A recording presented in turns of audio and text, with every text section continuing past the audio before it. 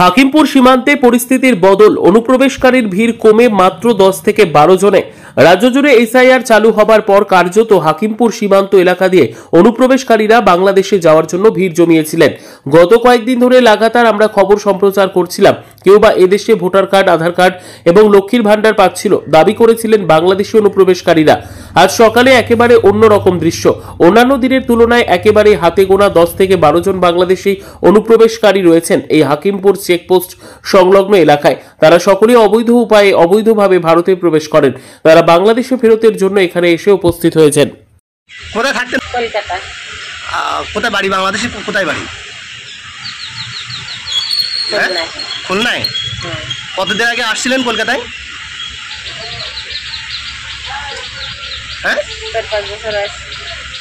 কোনো কাগজপত্র আছে আপনাদের কাছে? আধার কার্ড কিংবা আই কার্ড থাকলে কি আর আবার বাংলাদেশে যেতাম?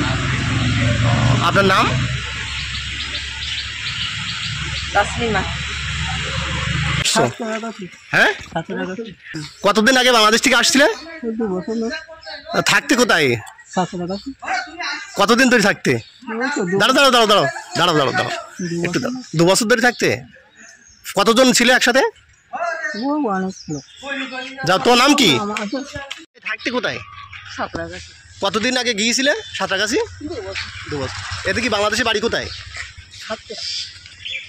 নাম কি তোমার?